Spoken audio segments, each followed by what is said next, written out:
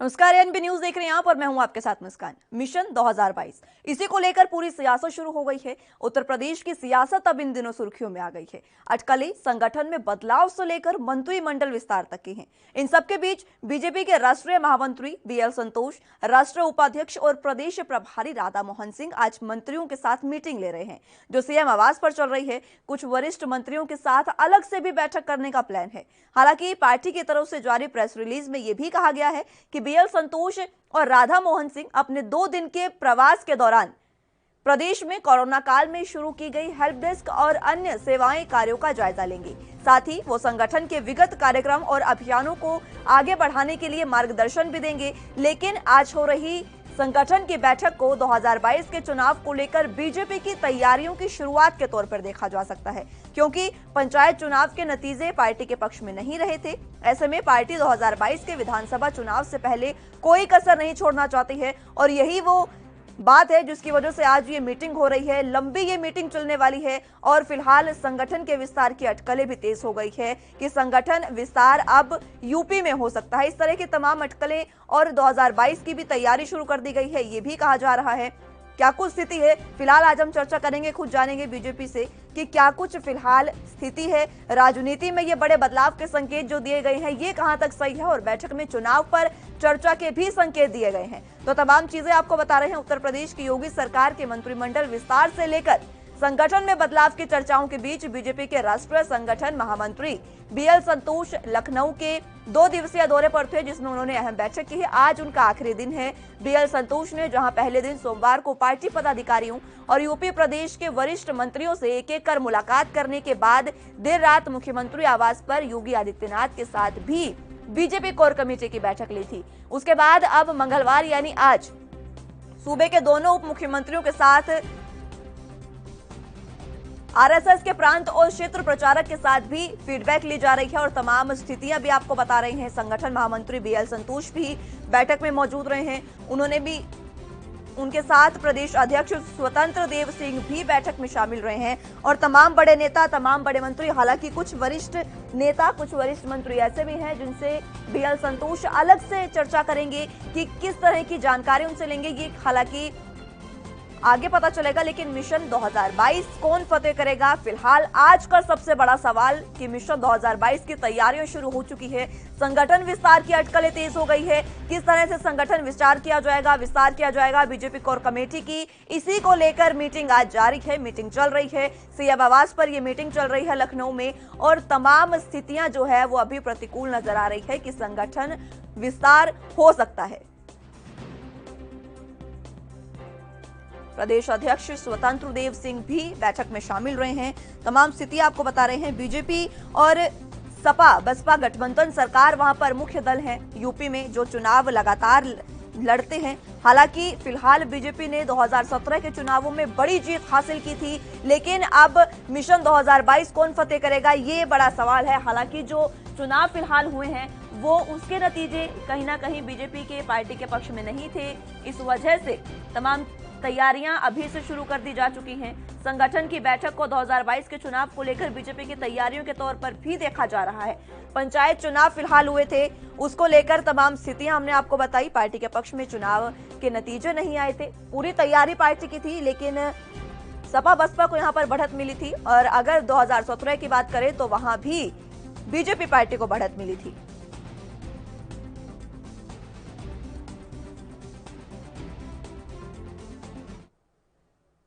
तो संगठन विस्तार के अटकलों के बीच किस तरह से मिशन 2022 फतेह होगा, इस पर आज हम चर्चा करेंगे। हमारे साथ पैनल मौजूद है। आई सिंह हमारे साथ बीजेपी से जुड़ चुके हैं और मैं माफी चाहूंगी आपसे, सीके ठाकुर जी हमारे साथ कांग्रेस से प्रवक्ता जुड़ चुके हैं। आप दोनों का बहुत स्वागत है सर एएनबी न्यूज पर।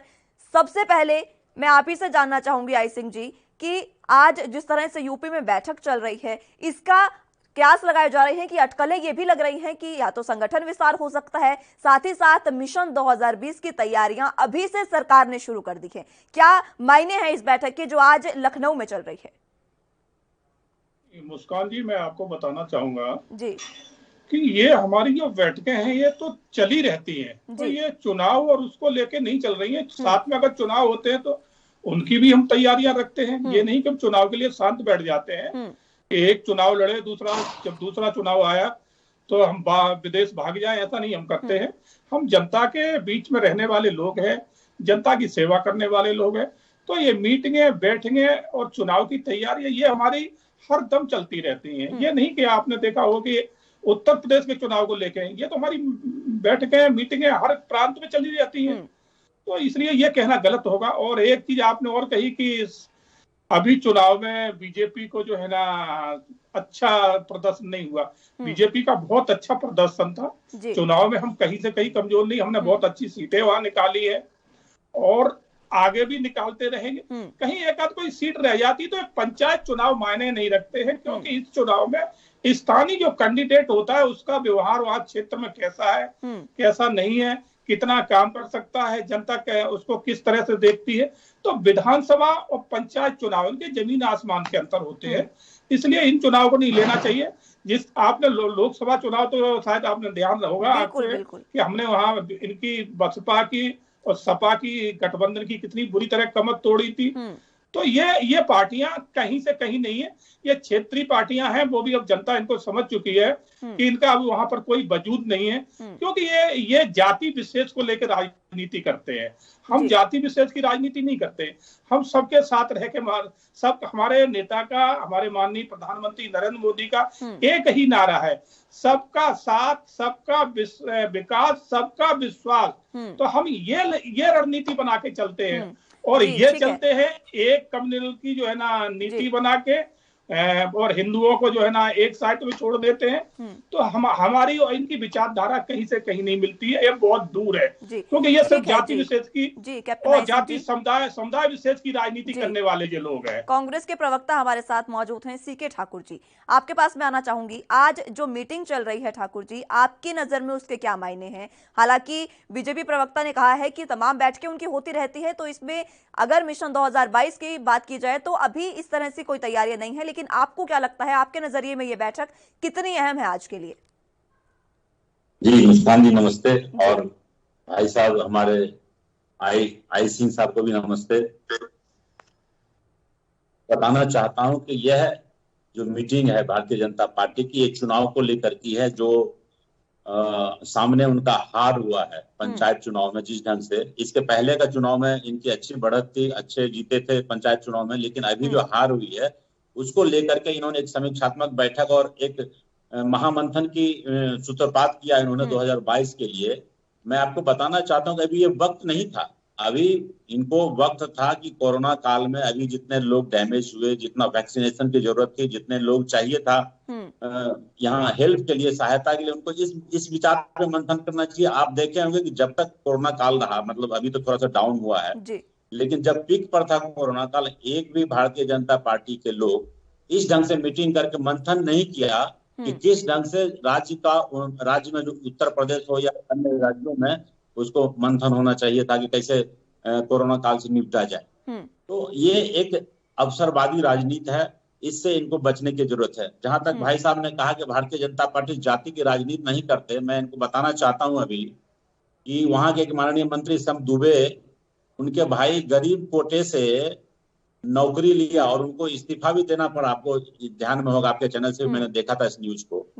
तो भारतीय जनता पार्टी ही जाति की राजनीति करते हैं, वो कई जातों में बांट करके, लेकिन वो जब हद काटने की बात आती है, जब उनको परिणाम चाहिए, तो फिर किस जाति को कहाँ देना है वो परिणाम करते हैं। लेकिन हिंदू बन के राजनीति, जो अभी बताया इन्होंने कि हिंदू, हम लोग सारे हिंदू मिलकर के काम करते हैं, तो हिंदू संगठन में केवल हिंदू बनाते हैं कुछ लोगों को, लेकिन जब फल काटने की बारी होती है, जब मंत्रिमंडल में जब टिकट लेना होता है, विस्तार करना होता है, तो वहां पर सिर्फ और सिर्फ कुछ ही जातियों के लोगों को सम्मिलित किया जाता है। आपने ये बात मानी कि बीजेपी की जो ये मीटिंग है, ये हो सकता है कि चुनावों की वजह से हो, चुनावी तैयारियों की वजह से हो, लेकिन इसमें कुछ गलत तो नहीं है सर? चुनावी अभी तो तैयारियां हैं, किसी तरह की रैलियां नहीं है, चुनाव आगे आ रहे हैं, हर पार्टी तैयारी करती है। मैं जानना चाहूंगी कि कांग्रेस की क्या तैयारी है, क्योंकि फिलहाल की स्थिति यूपी में जो कांग्रेस की है, विधानसभा चुनावों को देखते हुए कांग्रेस को भी तैयारियां फिलहाल शुरू कर देनी चाहिए।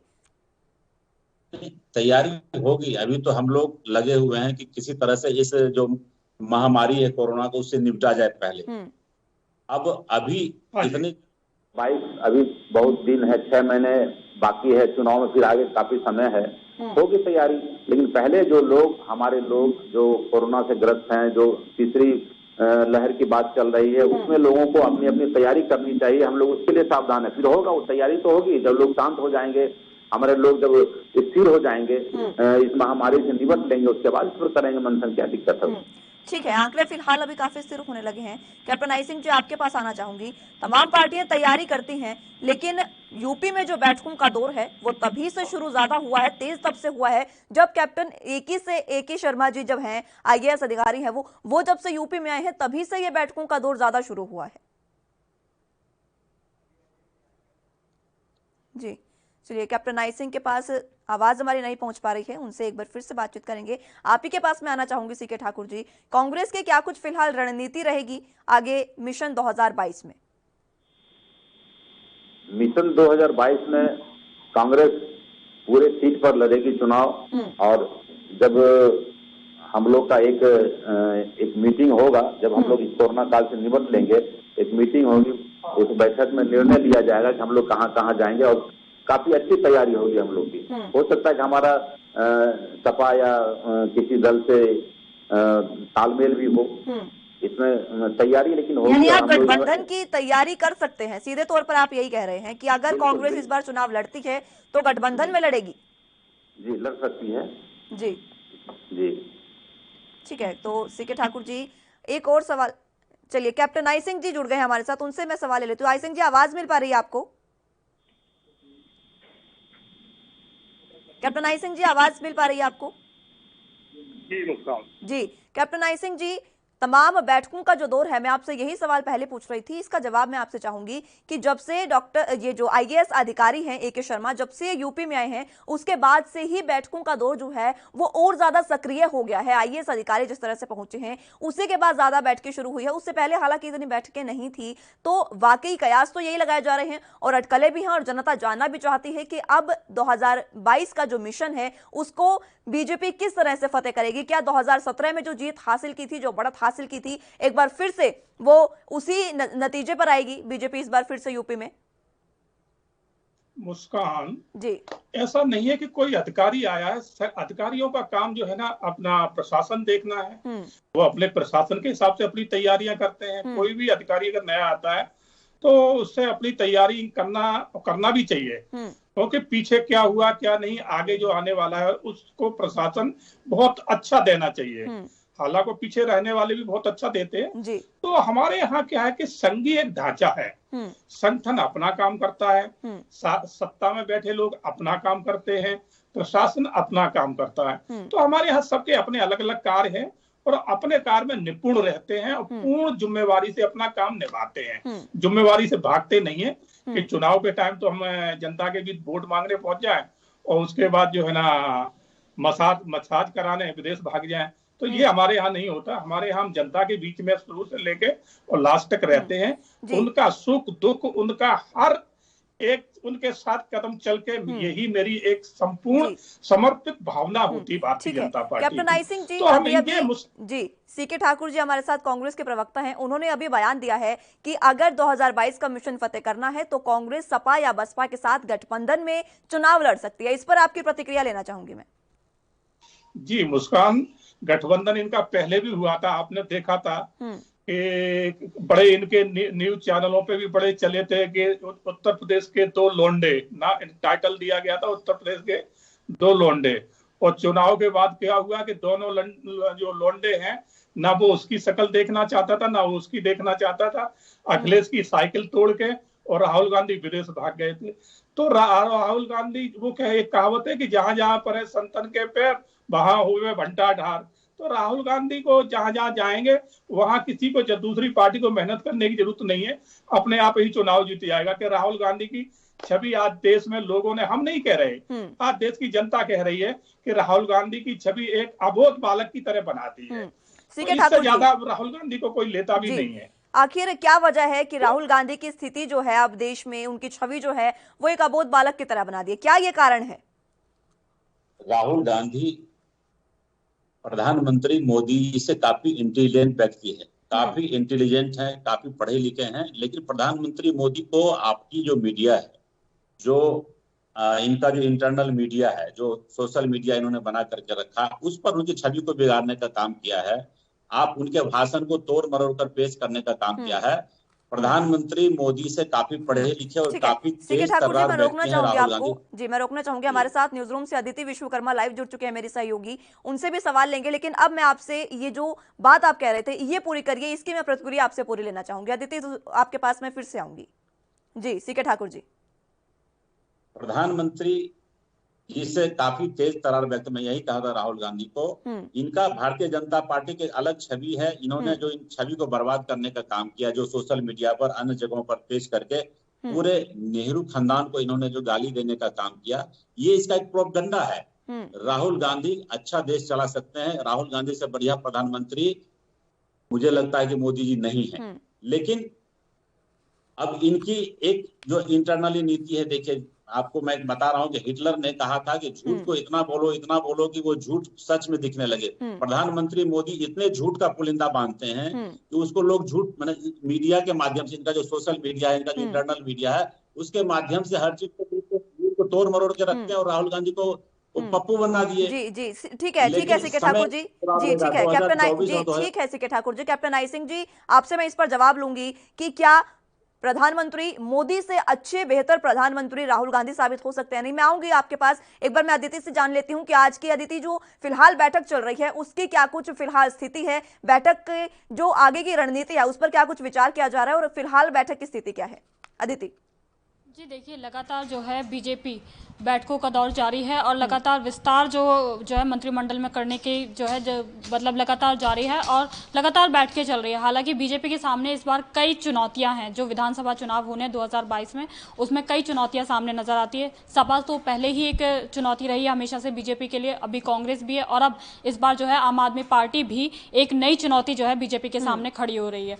जाहिर तौर पर पिछले पंचायत चुनाव में आम आदमी पार्टी ने जो है अपने प्रत्याशियों की जीत का दावा किया था, तो और अब जब विधानसभा के चुनाव सामने हैं तो उसमें भी जो है आम आदमी पार्टी अपने कई उम्मीदवार जो है मैदान में उतार सकती है। तो दिल्ली में जाहिर तौर पे जो कि राजधानी है देश की, वहां पे आम आदमी पार्टी सीधे तौर पे बीजेपी को टक्कर देती है और तीसरी बार जो है दिल्ली में चुनाव जीत चुकी है। तो ऐसे में अब जो आम आदमी पार्टी की निगाहें हैं वो यूपी पे है और बीजेपी जाहिर तौर पे आम आदमी पार्टी जो है लोगों के दिलों में जगह बनाने में कामयाब रही है। तो ऐसे में यूपी में जो है बीजेपी के लिए आम आदमी पार्टी बड़ा चैलेंज साबित होगी। बिल्कुल अदिति। कैप्टन आई सिंह जी, आपसे मैं जवाब लेना चाहूंगी फिलहाल जो अदिति ने स्थिति बताई है उसको लेकर भी, लेकिन उससे पहले मुझे ये जवाब दीजिए, सीके ठाकुर जी ने सिर्फ सीधे तौर पर कहा है कि अगर कोई अच्छा बेहतर प्रधानमंत्री देश के लिए है तो वो राहुल गांधी हैं। प्रधानमंत्री नरेंद्र मोदी से बहुत अच्छे प्रधानमंत्री राहुल गांधी साबित हो सकता है। इस पर आपकी प्रतिक्रिया लेना चाहूंगी।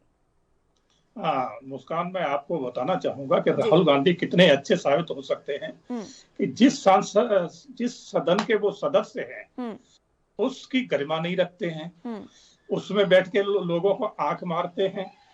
अहम मुद्दे पे जब वहां बहस चर्चा चल रही होगी तो विपक्ष के नेता को वहां जो तटस्थ रह के और उस बहस के जो है ना बराबर साथ देना चाहिए। अगर कोई अच्छी बहस सकारात्मक चल रही है तो उसमें दे, मगर ये बहस को छोड़ के बीच में भाग जाते हैं। तो देश यही देख रहा है कि जो एक अहम मुद्दों को छोड़ के सदन से भाग जाता है, सदन में बैठ के आंख मारता है, तो वो नेता कितना समझदार और देश के साथ देश को कितना अच्छा लेके चलने वाला है।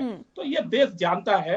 राहुल गांधी नेता तो बहुत बड़ी बात है। मुस्कान, मैं इतना ही कहना चाहूंगा कि आज देश की जनता राहुल गांधी को एक काउंसलर बनने की जो है ना काबिलियत नहीं मानती है। राहुल गांधी के अंदर इनके एक बहुत बड़े नेता थे, मुस्कान में बताऊं, इंदिरा गांधी के टाइम के थे, गुफराज आजम भोपाल से थे, जो सांसद रहे हो, बहुत अच्छे नेता थे। उन्होंने एक बार जब राहुल गांधी की ये हरकतें इस तरह की देख के उनने पार्टी फोरम से कहा कि राहुल गांधी के अंदर नेता बनने की कोई भी क्वालिटी नहीं है। तो मैं ये बोले पार्टी से ये गुजारिश करूंगा कि राहुल गांधी को नेता ना बना के कुछ भी बना दो, मगर ये नेता लायक नहीं है। बिल्कुल बिल्कुल कैप्टन आई सिंह जी, बहुत सही बात कही आपने। सीके ठाकुर जी, मैं आऊंगी आपके पास कैप्टन आई सिंह जी। इनके यहाँ हालत है। जी मैं आऊंगी आपके पास। सीके ठाकुर जी, ये तो हम तमाम बार देख चुके हैं, आपने कैप्टन आई सिंह जी ने भी जिक्र किया, लेकिन कांग्रेस में जिस तरह से मतभेद चलते हैं, अंतर्कलह चलती है, वो जग जाहिर है। हर किसी को पता है कि कांग्रेस में किस तरह से मतभेद पार्टी में है, कई गुट बने हुए हैं। उसके बीच मिशन 2022 फतेह करना कितना चुनौतीपूर्ण होगा कांग्रेस के लिए? बिल्कुल, उत्तर प्रदेश का कमान जो है प्रियंका वहां से संभाल रही हैं और संभालेगी। और वहां योगी जी ने जो काम किया है,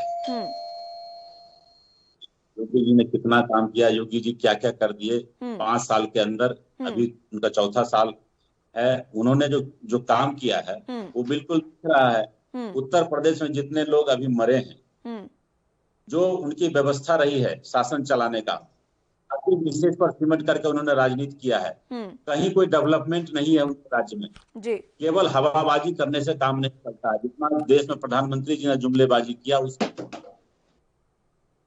तो इस पर जनता देख रही है, उनको जवाब मिला है। पंचायत चुनाव में उनको जवाब मिल गया है कि योगी जी ने क्या कर दिखाया है। और आप सामने 2022 में आपको दिखेगा।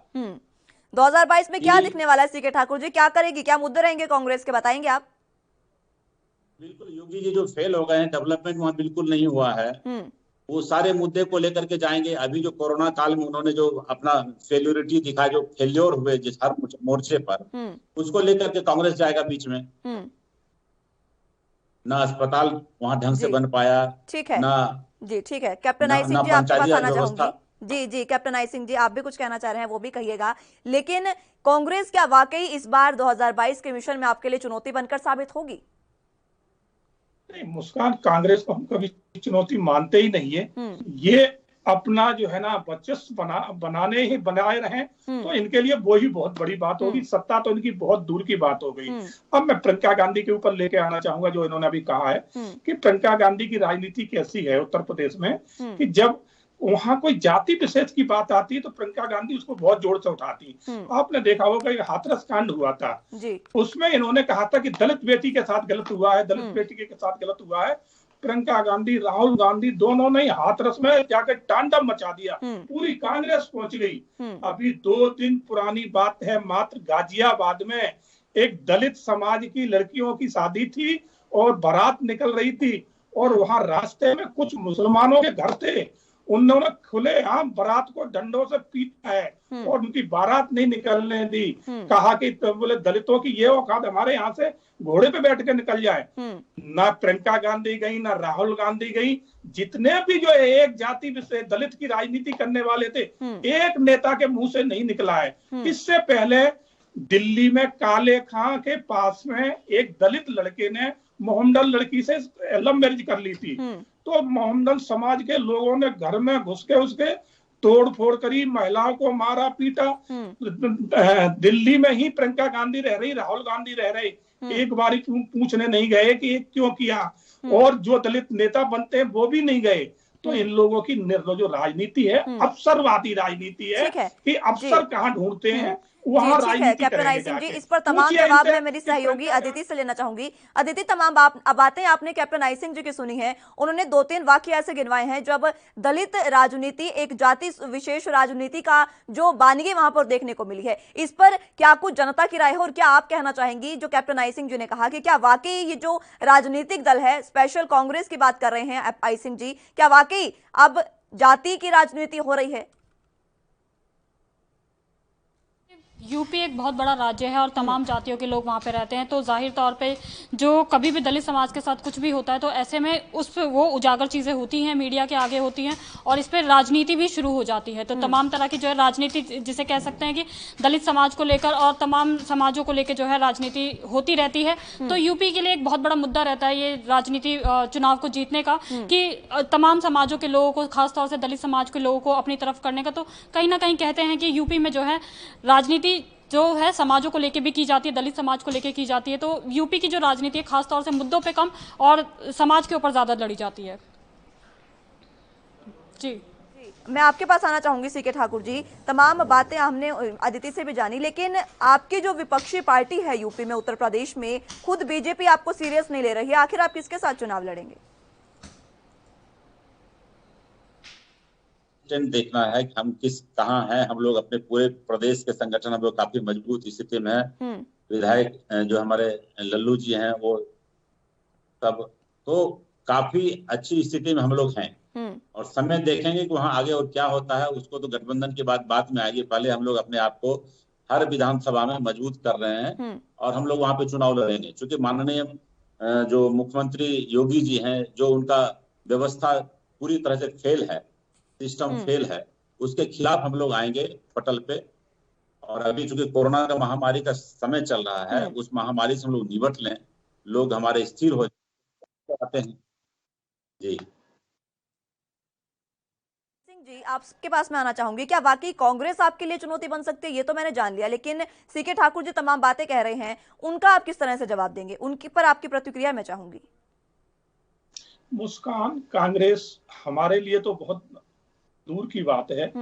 ये किसी के लिए जो है ना बराबर में खड़े होने लायक नहीं है। आज इनकी जो है ना कांग्रेस को आज भारत की जनता, देश की जनता इनको नकार चुकी है, क्योंकि इन्होंने 70 साल देश में सिर्फ बंटवारे की राजनीति की है, छलावे की राजनीति की है, और सबसे बड़ा इनके शासन काल में घोटाले बहुत होते हैं। आप देखिए कि जब 10 साल मुख्य प्रधानमंत्री मनमोहन सिंह जी थे केंद्र में, नित्य नया घोटाला आता था। लिस्ट अगर मैं अभी गिनाने लगूं तो सुबह से शाम तक हो जाएगी घोटालों की लिस्ट। और हमारा 7 साल का शासन केंद्र में बीत चुका है। कांग्रेस एक बता दे कि एक कहीं हमारे किसी मंत्री पे कोई दाग भी लगा हो मात्र को, तो जनता देख रही है कि देश को शासन कौन अच्छा दे रहा है और किसने जो है ना 70 साल देश को छला है। और मैं आपको बताऊं कि मैं एक बार फिर से लौटूंगी कैप्टन आई सिंह जी आपके पास। फिलहाल अदिति, आपका बहुत शुक्रिया हमारे साथ जुड़ने के लिए और तमाम जानकारी के लिए। और फिलहाल मैं आप दोनों के पास एक बार फिर से लौटूंगी, लेकिन फिलहाल यहाँ एक छोटे से ब्रेक के लिए रुकेंगे, जल्द हाजिर होंगे।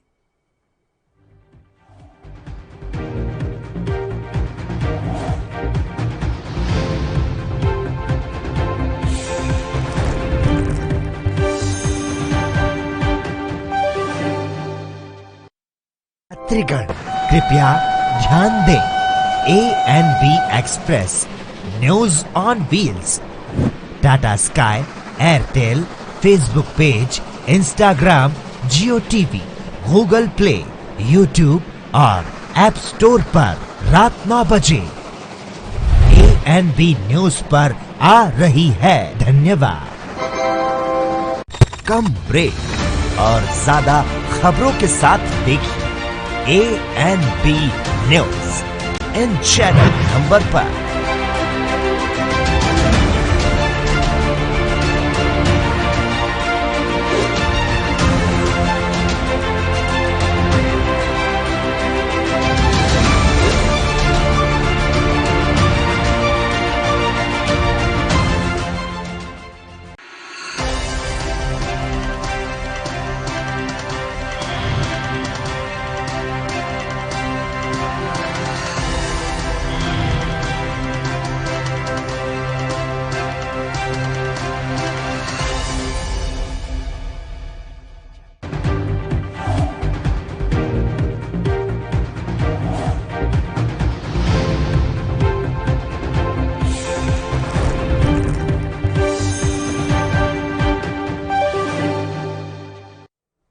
तो मिशन 2022 जो साख का सवाल बनता जा रहा है, किस तरह से मिशन 2022 फतेह होगा, इस पर फिलहाल तमाम विचार किए जा रहे हैं। सभी पार्टियां विचार कर रही हैं और आज जिस तरह से संगठन की बैठक जो बीजेपी की चल रही है यूपी में, उसको लेकर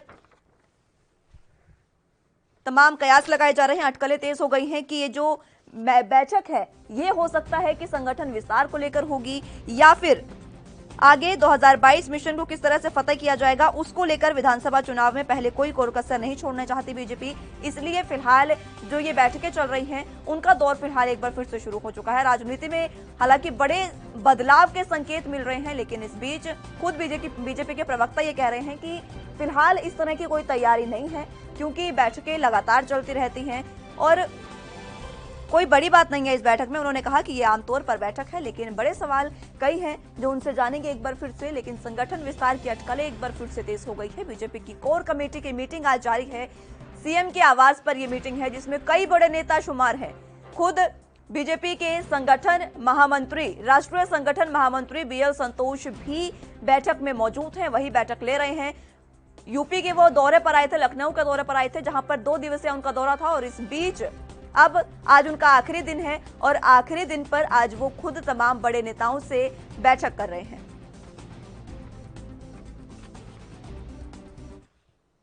चलिए तो एक बार फिर से पैनल की ओर रुख कर लेंगे, तमाम जानकारी उनसे लेंगे। हमारे साथ बीजेपी के प्रवक्ता हैं captain I Singh ji, CK Thakur ji Congress के साथ मौजूद हैं और सहयोगी योगेश भी हमारे साथ जुड़ चुके हैं। सबसे पहले मैं योगेश आप ही के पास आना चाहूंगी, जो आज बैठक चल रही है इसके क्या मायने देखे जा रहे हैं? हालांकि बीजेपी प्रवक्ता हमारे साथ मौजूद हैं, उन्होंने कहा कि ये जो बैठक है ये आमतौर पर हमेशा की तरह बैठक है, कोई खास इसमें नहीं है, लेकिन मैं आपसे जानना चाहूंगी फिलहाल बैठक की स्थिति क्या है? ये बताएं, अगर उत्तर प्रदेश की राजनीति का जिक्र करें कि उत्तर प्रदेश की राजनीति में शायद भारतीय जनता पार्टी को भी ये अंदाजा नहीं था कि 2017 में इतनी शानदार बहुमत के साथ वो सरकार बनाने जा रही है उत्तर प्रदेश में। उस जो उम्मीद लगाई हुई थी भारतीय जनता पार्टी, वो उससे भी कहीं ज्यादा आगे निकल करके आई। लेकिन लगातार जिस तरीके से 4 साल पूरे होने के बावजूद उत्तर प्रदेश में जिस तरीके से भारतीय जनता पार्टी के विधायकों में नाराजगी देखने को मिली है, क्योंकि तमाम बार ऐसे देखने को मिला है सोशल मीडिया पर भारतीय जनता पार्टी के ही नेता, भारतीय जनता पार्टी के ही विधायक आवाज उठाते रहे हैं और तमाम सारे मुद्दों को लेकर के कहीं ना कहीं अपनी सरकार को ही कटघरे में खड़ी करते रहे हैं। अब सबसे बड़ा सवाल यह है कि आज की अगर बैठक का जिक्र करे जाए जो 5 कालिदास मार्ग मुख्यमंत्री आवास पर हो रही है, उस बैठक में जिस तरीके से संगठन के महामंत्री मौजूद हैं और इसके साथ ही आपको बता दें कि इसमें अलग अलग समय दिया गया है। जो मंत्री हैं, कैबिनेट मंत्री हैं और डिप्टी सीएम हैं, उनके साथ महामंत्री जो है वो अलग अलग 20 से 25 मिनट का समय निर्धारित किया गया है। उनके साथ अलग अलग बैठक मुलाकात करेंगे और जानेंगे, क्योंकि हाल ही में जिस तरीके से चुनाव हुए हैं उत्तर प्रदेश में, पंचायत चुनाव, उनका नतीजा भारतीय जनता पार्टी के लिए बेहद संतोषजनक नहीं रहा है। क्योंकि उनके ही गढ़ में, अगर प्रधानमंत्री नरेंद्र मोदी के गढ़ का जिक्र किया जाए वाराणसी में, वहां पर 40 पंचायत सीट हैं। 40 पंचायत सीटों में भारतीय जनता पार्टी के खाते में महज 7 सीट गई हैं। अयोध्या का अगर जिक्र किया जाए तो वहां पर भी 40 सीटें हैं, वहां पर केवल भारतीय जनता पार्टी को 8 सीटें मिली हैं। तो लगातार, और सबसे बड़ी बात यह है कि अब कोरोना काल चल रहा है, कहीं ना कहीं लोगों की नाराजगी और है। ऐसे में अगर उत्तर प्रदेश में सबसे सामने जो प्रतिद्वंदी के तौर पर पार्टी उभर रही है वो समाजवादी पार्टी है। बिल्कुल बिल्कुल योगेश, समाजवादी पार्टी को जिस तरीके से पंचायती चुनाव में जी, लेकिन आपके तमाम सवाल लेकर मैं कैप्टन आई सिंह के पास आना चाहूंगी। सर, जिस तरह से मेरे सहयोगी योगेश ने बताया कि जिस तरह से मीटिंग आज चल रही है, सभी के लिए अलग अलग टाइम है, 20 से 25 मिनट हर एक मंत्री के लिए दिए गए हैं। इतनी हाई लेवल की मीटिंग के बीच भी जिस तरह से आप कह रहे हैं कि ये तमाम बैठक जो आम है, इस पर सवाल उठते हैं। फिलहाल मैं आपसे इस बात का जवाब लूंगी, लेकिन सीएम योगी आदित्यनाथ क्या कुछ कह रहे हैं उसकी लाइव तस्वीरें एक बार आपको दिखा देते हैं।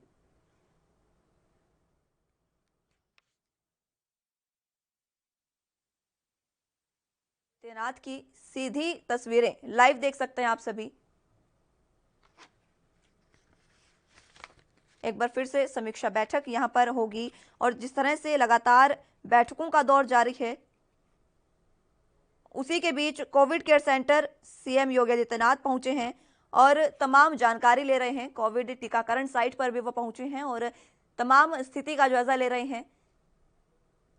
लगातार बैठकों का दौर हालांकि जारी है और इस बीच सीएम योगी आदित्यनाथ कोरोना को यूपी में किस तरह से खत्म किया जाए इस बात पर विचार कर रहे हैं। उनके साथ तमाम अधिकारी भी मौजूद हैं। आप देख सकते हैं कि डॉक्टरों से वो बातचीत कर रहे हैं और किस तरह से क्या चीजें हैं, फिलहाल कोविड केयर सेंटर की क्या कुछ स्थिति है उसके बारे में जायजा ले रहे हैं। तमाम मंत्री उनके साथ मौजूद हैं।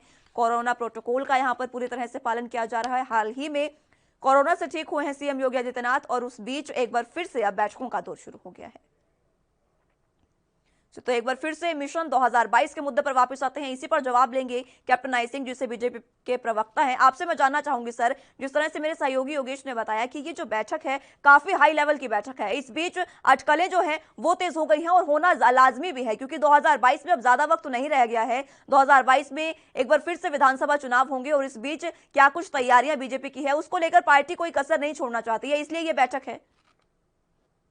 मुस्कान, पार्टी हमारी हरदम बैठक है और ये चला ही रहता है क्योंकि हमारे यहाँ संगठन अपना काम करता है। संगठन अलग है, संगठन सत्ता से कोई मतलब नहीं रखता है। हमारे यहाँ एक ही नहीं कि वही मियाँ दरबार को वही घरबार को, हमारे यहाँ सबका अपना अपना काम बटा है। तो संगठन की मीटिंगें कब संगठन को करना है वो संगठन अपना पूरा प्रोग्राम बनाता है, उस हिसाब से प्रांत के जिले के दौरे होते हैं। तो इस हिसाब से देखा जाए तो हमारी तैयारियां तो हम खत्म करते हैं। हम कभी, मैंने आपको पहले भी बताया कि हम कभी भी किसी चीज को हल्के में नहीं लेते हैं। तैयारियां हमारी पूर्ण रहती है और हरदम 12 महीने चलती, पूरे साल चलती हैं। सब अपनी अपनी तैयारियों में लगे रहते हैं, मगर उसको एक विशेष कहा जाए कि एक स्पेशल तैयारी हो रही तो ऐसा कुछ नहीं है। हमारे यहाँ ऐसी तैयारियां हरदम होती रहती हैं, क्योंकि मैं जनता से जुड़े लोग हैं हम लोग। हम जनता के सुख दुख, जनता की ज्यादा से ज्यादा अच्छाई भला। आप देखिए, आप कोरोना काल में, जो भयानक कोरोना काल था, उत्तर प्रदेश की जो जनसंख्या है 25 करोड़ के लगभग है। सबसे बड़ा हिंदुस्तान में प्रांत है जिसकी इतनी बड़ी जनसंख्या है। इतने बड़े अगर बाहर देख लो तो देश भी नहीं है। तो आज वहां स्थिति मोदी योगी जी ने किस तरह से कंट्रोल की है कि आप देखो कि जगह जगह जो है ना, आज एक एक जिले तहसील तालुका लेवल पे माननीय मोदी योगी जी घूम रहे हैं। लेकिन कैप्टन आई सिंह जी, जो भी स्थिति है फिलहाल 2022 का समय ज्यादा दूर नहीं है, एक ही साल रह गया है। आप एक ही साल मान लीजिए, हालांकि पूरा साल भी नहीं है, कभी भी चुनाव आयोग करवा सकता है। इस बीच बीजेपी की तैयारियां क्या है यूपी में, ये मुझे बताइए कि किस तरह से, जैसे 2017 में आपने जीत हासिल की थी बहुत बढ़त के साथ, लेकिन पंचायत चुनाव में जो नतीजे हैं उसको मद्देनजर रखते हुए आप किस तरह की तैयारियां अभी फिलहाल करेंगे? मुस्कान, हमारी तैयारियां पूर्ण रूप से हैं, और भी अगर कहीं कोई कमी पेशी नजर आएगी तो उस पर भी हमारी पूरी टीम तैयार रहती है अपनी अपनी तैयारी करने के लिए। और हम 2022 जो मिशन है उसको हम हल्के में नहीं लेते। जो हमने पिछले साल 17 में जो जीत हासिल करी थी, हम इससे कई ज्यादा आगे बढ़ के दोहराएंगे। जी ठीक है कैप्टन आई सिंह जी, मैं आऊंगी एक बार फिर से आपके पास। जी सीके ठाकुर जी, मैं आऊंगी कैप्टन आई सिंह जी आपके पास एक बार फिर से। सीके ठाकुर जी, विधानसभा चुनाव 2022, मिशन 2022 को हल्के में नहीं ले रही है बीजेपी, लेकिन उन्होंने साफ तौर पर कहा है कि कांग्रेस को वो बहुत हल्के में ले रही है। इसको लेकर आप क्या कहेंगे? कांग्रेस को तो उन्होंने कहीं रखा ही नहीं है अपनी लिस्ट में कि उनकी विरोधी पार्टी हो सकती है। जी मुस्कान जी, मैं आई सिंह जी को मैं बता, इससे पहले उन्होंने कुछ कहा था, मैं तो पहले जवाब दे लूं, फिर मैं इस बात पे आऊंगा। उन्होंने कहा कि 70 साल में कांग्रेस में केवल घोटाले ही घोटाले हुए। ये 7 साल में भारतीय जनता पार्टी के देश में जो राजनीति हुई, इस राजनीति में कोई डेवलपमेंट नहीं हुआ। 70 साल में जितने इंफ्रा दिया कांग्रेस ने, जितनी नौकरियां दी, जितने लोग बेरोजगार थे रोजगार मिले, आज तो सबके रोजगार ही छीन लिए, और महंगाई आज चरम पर है। आप कैसे कहेंगे? आप 2014 में डीजल का दाम कहाँ था और पेट्रोल का दाम कहाँ था, आप देखिए कहाँ आ गए। दूसरी बात, आप सरसों तेल जो हमारा प्रोडक्शन यहाँ होता है, उस सरसों का तेल आज 50 रुपए से वहां से 2014 से चला था और 150 से ऊपर चला गया।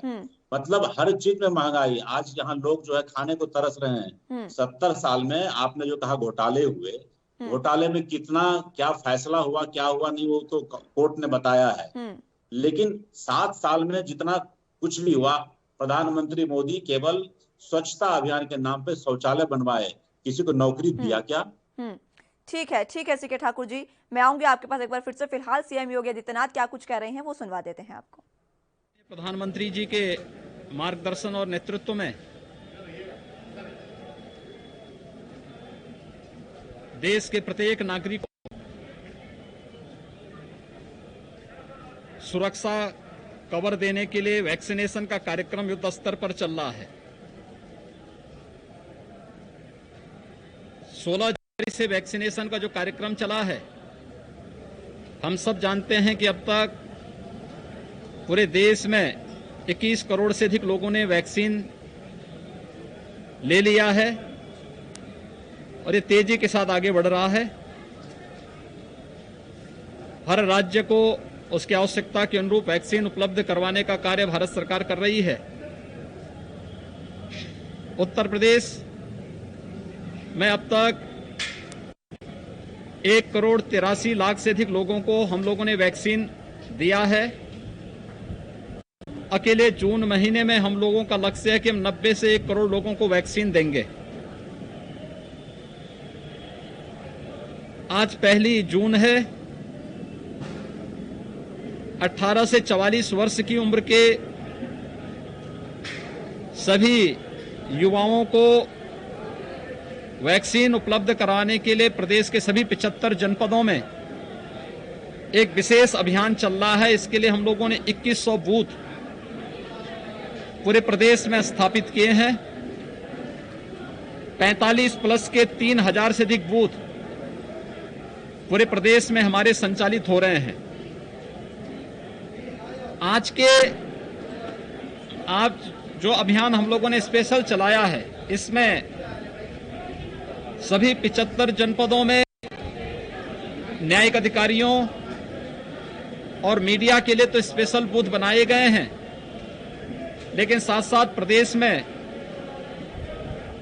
12 वर्ष से छोटी उम्र के बच्चों के अभिभावकों के लिए भी अभिभावक स्पेशल बूथ बनाए गए हैं। ऐसे 200 से अधिक बूथ प्रदेश के अंदर अलग अलग जनपदों में स्थापित किए गए हैं, जिससे जो थर्ड वेव की आशंका है, उस थर्ड वेव की आशंका के पहले हम लोग प्रदेश के अंदर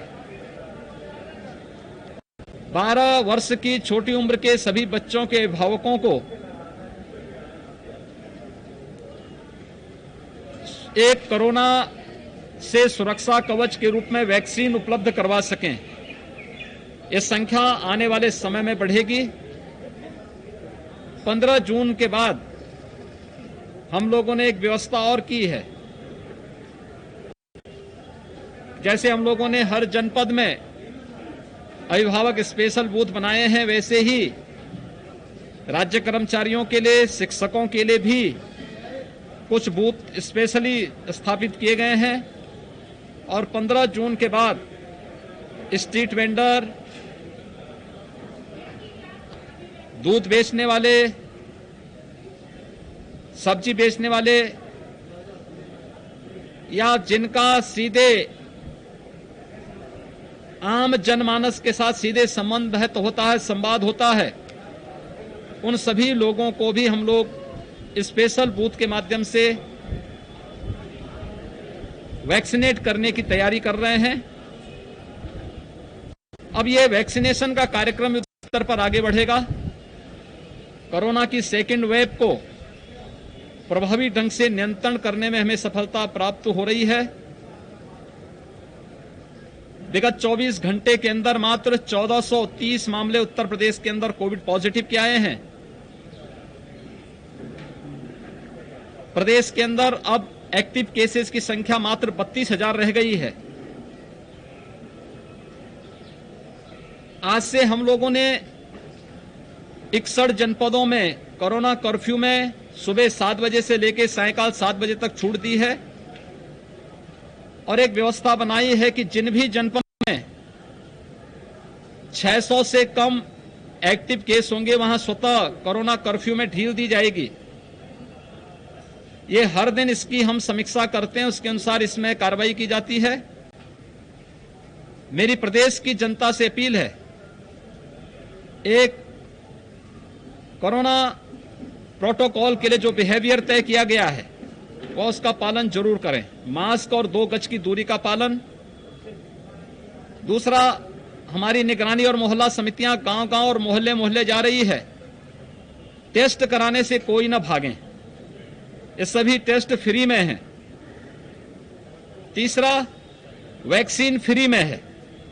18 से 44 को वर्ष की उम्र को राज्य सरकार और 45 वर्ष से अधिक उम्र को केंद्र सरकार फ्री में वैक्सीन दे रही है। हम वैक्सीन जरूर लें। यह वैक्सीन कोरोना महामारी में एक सुरक्षा कवच का काम करेगा। धन्यवाद।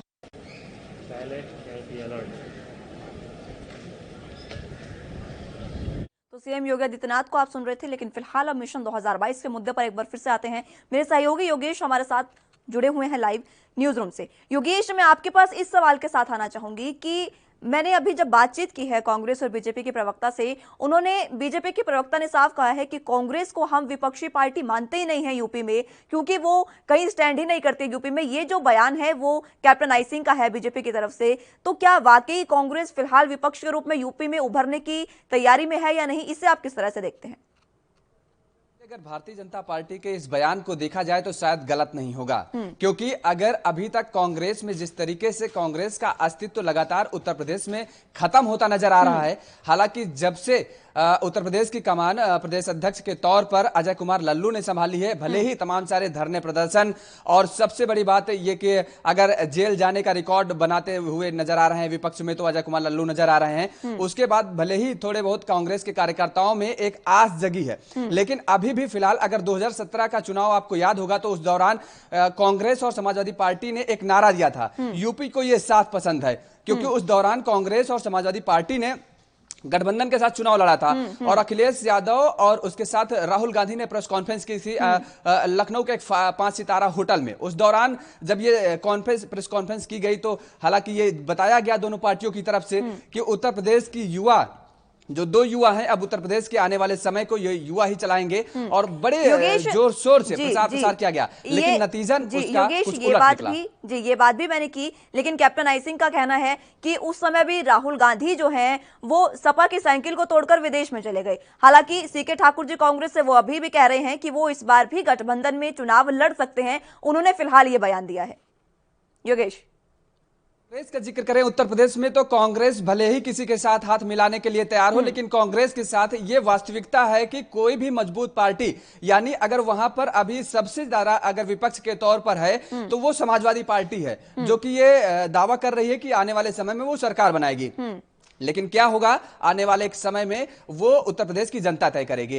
तो समाजवादी पार्टी ने यह स्पष्ट तौर पर साफ कह दिया है कि वो कांग्रेस से हाथ नहीं मिलाएगी और इस बार वो अकेले दम पर चुनाव लड़ेगी। हालांकि समाजवादी पार्टी से अलग हुए शिवपाल यादव जिस तरीके से उन्होंने अपनी पार्टी बनाई है प्रसपा, उसको लेकर के कहीं ना कहीं कांग्रेस ये अंदाजा लगा सकती है या कांग्रेस शिवपाल यादव से हाथ मिलाने की कोशिश कर सकती है, क्योंकि लगातार अखिलेश यादव इस बात का संदेश देते रहे हैं कि अगर शिवपाल यादव उनके साथ आते हैं, उनके साथ चुनाव लड़ते हैं तो वो उनको कैबिनेट का दर्जा देंगे। लेकिन शिवपाल यादव साफ तौर पर इससे मुकर गए और उन्होंने कहा है कि वो अकेले दम पर चुनाव लड़ेंगे और अगर जरूरत पड़ी तो उत्तर प्रदेश की जो छोटी छोटी पार्टियां हैं, क्योंकि असदुद्दीन ओवैसी भी आपकी इस बार चुनावी रण में उतरेंगे और सबसे बड़ी बात यह है कि राजभर इस समय भारतीय जनता पार्टी से अलग हो गए हैं तो वो भी चुनाव लड़ेंगे। तो राजभर और असदुद्दीन ओवैसी एक साथ चुनाव लड़ने के लिए पहले से ही इस बात को ऐलान कर चुके हैं। के साथ साथ योगेश, आम आदमी पार्टी भी इस बार चुनावों का दम भर रही है यूपी में। जिस तरीके से जो प्रसपा ने ये सब छोटे गठबंधन होंगे वो चुनाव ताल ठोकेंगे एक साथ, और तो कांग्रेस के लिए कहीं ना कहीं बहुत मेहनत की जरूरत है। अगर उत्तर प्रदेश में जो सियासी जमीन है वो तलाशने की जरूरत है, क्योंकि प्रियंका गांधी भले ही जान फूंकने की कोशिश करती रहती हैं, ऑक्सीजन देने की कोशिश करती रहती हैं कार्यकर्ताओं में, लेकिन वो कहीं ना कहीं अभी सफिशियंट नहीं है वहां के कार्यकर्ताओं में ऊर्जा। और सबसे बड़ी बात यह कि कांग्रेस कहीं भी किसी भी प्रदेश का जिक्र करे, उत्तर प्रदेश में जिक्र करे तो वहां भी गुटबाजी लगातार चलती रहती है।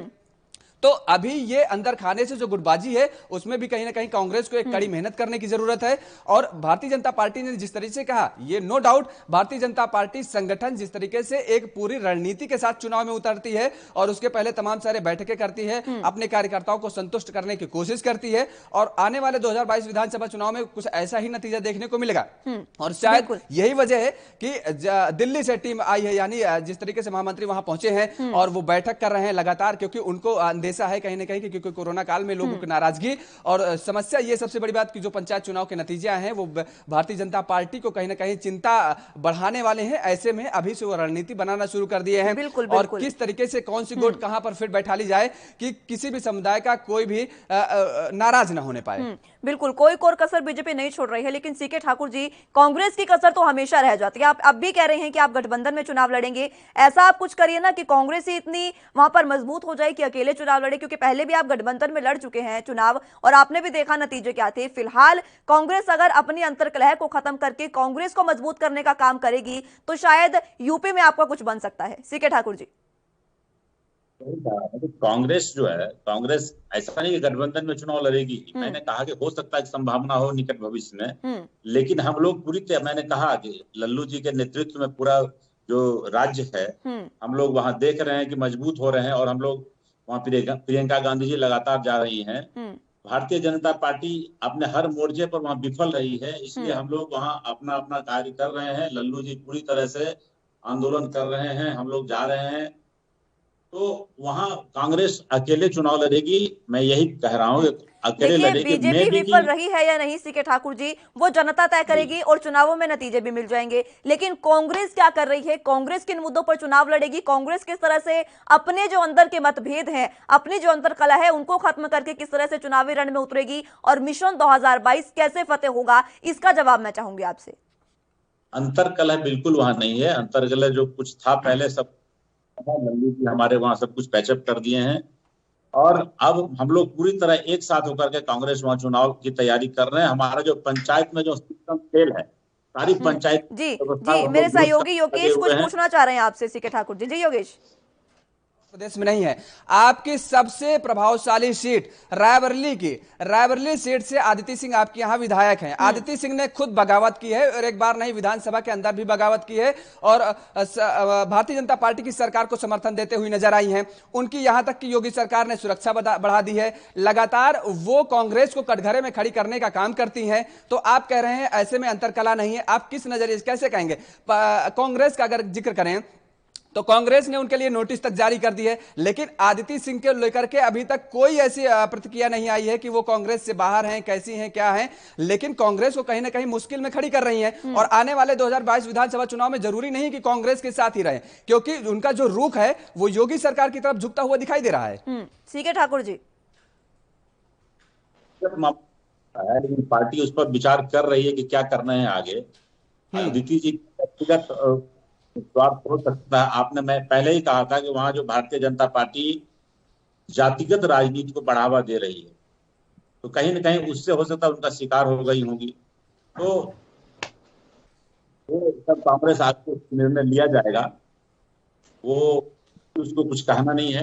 हमारे ऊपर के लोग निर्णय लेंगे, उस पर हम लोग कुछ नहीं बोल सकते अभी, फिर उस पर विचार होगा। योगेश, अंतरकलह नहीं है, ये बार बार बातें सामने आती है, लेकिन स्थिति क्या है कांग्रेस की यूपी में, यह हम सबको पता है, जनता ने देखा है। और फिलहाल की स्थिति के मद्देनजर आपको क्या लगता है कि कौन सी बीजेपी के बाद कौन सी पार्टी, बीजेपी और बसपा के बाद, सपा के बाद कौन सी पार्टी वहां पर अब चुनावी दम भर सकती है और एक बेहतर पार्टी के रूप में उभर सकती है? क्योंकि 2-3 पार्टियां ऐसी हैं जो अब यूपी चुनाव में एक बार फिर से अपने चुनावी जो किस्मत है उसको आजमाने लगी हैं। बिल्कुल, देखिए, अगर मुस्कान, सबसे बड़ी बात यह है कि जिस तरीके से कांग्रेस कह रही है कि अंतरकला नहीं है, उसको इस बात को स्वीकारना चाहिए और कहीं ना कहीं संगठन को मजबूत करते हुए उस अंतरकला को खत्म करने की कोशिश करनी चाहिए। दूसरी बात, अगर भारतीय जनता पार्टी में जिक्र किया जाए तो भारतीय जनता पार्टी में भी इस दौरान कहीं ना कहीं अंतरकला है। भारतीय जनता पार्टी के विधायकों में कहीं ना कहीं रोष है, क्योंकि थानों में, कचहरी में विधायकों की सुनी नहीं जा रही है और इस बात को लेकर के वो खासा नाराज है। जाहिर बात है कि अगर किसी क्षेत्र का कोई विधायक है तो उसके पास उसकी जनता जाती है, थाने के सिफारिश लेकर के जाती है। अगर कोई न्याय की मांग करने जाती है तो अगर वो विधायक उसकी सिफारिश करने नहीं कर पाता है तो आने वाले समय में वो चुनाव लड़ेगा फिर से और वो वोट मांगने जाएगा, किस बिहाफ पे उसको वोट देगी जनता। तो इन सारी चीजों को लेकर के नाराजगी जाहिर की गई है भारतीय जनता पार्टी के विधायकों के द्वारा भी। तमाम सारे पत्र वायरल हुए, तमाम सारे वीडियो वायरल हुए, यहां तक कि जूतम पैजार तक हो गई विधायकों सांसदों में। तो इस तरीके की कहीं ना कहीं भारतीय जनता पार्टी को भी पूरी रणनीति बनानी पड़ेगी और इस जो अंतरकलह द्वंद्व है उसको खत्म करना पड़ेगा। पार्टी का आपने जिक्र किया कि समाजवादी पार्टी और बहुजन समाजवादी पार्टी के बाद अगर कोई पार्टी उभर करके आ रही है तो कौन है? सबसे बड़ी बात यह है कि अगर समाजवादी पार्टी का जिक्र किया जाए तो उसको खड़ा करने में सबसे बड़ा जो योगदान रहा वो मुलायम सिंह यादव का रहा, उसके साथ ही साथ शिवपाल सिंह यादव का रहा। शिवपाल सिंह यादव जिस तरीके से वो अलग हुए समाजवादी पार्टी से और उन्होंने अपनी एक नई पार्टी का गठन किया, प्रगतिशील समाजवादी पार्टी। तो अब उसके बाद लगातार शिवपाल यादव ये जन आंदोलन कर रहे हैं और लगातार डोर टू डोर कैंपेन कर रहे हैं, क्योंकि वो भारतीय जनता पार्टी जिस तरीके से डोर टू डोर कैंपेन कर रही है उसी के नक्शे कदम पर चलते हुए बसपा भी अपने संगठन मजबूत करने की कोशिश कर रही है और वो इस बात का दावा कर रही है कि आने वाले विधानसभा चुनाव में वो पूर्ण बहुमत से सरकार तो नहीं बनाएगी, लेकिन अगर सरकार में कोई भी पार्टी आएगी तो बिना उसके समर्थन के उत्तर प्रदेश में कोई सरकार नहीं बना पाएगी। जाहिर तौर पर है कि अगर इन सब पार्टियों के बाद जो छोटी छोटी पार्टियां हैं, क्योंकि बसपा का भी अस्तित्व खत्म होता नजर आया है। हाल ही के जिस तरीके से चुनाव में, पिछले चुनावों में देखा गया है कि तीसरे नंबर पर बसपा पहुंची, 19 सीट मात्र पाई थी 2017 में। आने वाले 2022 में विधानसभा चुनाव में क्या हासिल होगा ये कुछ कहा नहीं जा सकता है। तो अगर समाजवादी पार्टी के बाद और बहुजन समाजवादी पार्टी के बाद सबसे नई पार्टी जो है और वो उभर करके आ रही हो तो प्रगतिशील समाजवादी पार्टी है, क्योंकि वो कार्यकर्ता समाजवादी पार्टी से टूट करके आए हैं और इसका खामियाजा कहीं ना कहीं समाजवादी पार्टी को भुगतना पड़ेगा। ठीक है योगेश, बहुत शुक्रिया आपका तमाम जानकारी के लिए। एक लास्ट आखिरी कमेंट सीके ठाकुर जी आपसे भी लूंगी, और लेकिन कैप्टन आई सिंह जी आपसे मैं लास्ट कमेंट लेना चाहूंगी, 30 सेकंड में बात पूरी करिएगा। क्या रणनीति बीजेपी की रहेगी चुनावों में कि बीजेपी सभी पार्टियों को छोड़कर एक बार फिर से उभरे? मुस्कान, बीजेपी की रणनीति हरदम जो है ना जनता के प्रति रही है, जनता के शुभ कार्य के प्रति रही है, जनता को अच्छा शासन कैसा हम दे सके यही शुरू रही है जी। जन कार्य के लिए रही है, तो वही आगे रहेगी। और रही चुनाव में, चाहे वो समाजवादी हो चाहे शिवपाल की पार्टी हो, हम इनको अपना प्रतिद्वंदी मानते ही नहीं है, क्योंकि ये जाति विशेष पर राजनीति करने वाली पार्टियां हैं। जब भी करती हैं जाति विशेष पर करती हैं, कांग्रेस हो समाजवादी हो और भी अन्य हैं, तो इनको हम अपना प्रतिनिधि कभी मानते ही नहीं है। और हम पिछले बार से अब की बार सत्ता वहां उससे भी बढ़ के बनाएंगे, क्योंकि जो योगी जी ने काम वहां किए हैं वो जनता ने देखा है कि हमने एक बहुत साफ सुथरा स्वच्छ शासन प्रशासन उत्तर प्रदेश में जी। ठीक है, बहुत शुक्रिया कैप्टन आई सिंह जी और सीके ठाकुर जी हमारे साथ जुड़ने के लिए, तमाम आपने बातचीत के लिए बहुत शुक्रिया उसका। लेकिन फिलहाल सवाल अभी भी बरकरार है और देखना होगा कि मिशन 2022 को कौन फतेह करता है और यूपी में एक बार फिर से कौन सत्ता में काबिज होता है। फिलहाल के लिए मेरे साथ इस बुलेटिन में बस इतना ही। अब जुड़े रहिए एनपी न्यूज के साथ। नमस्कार।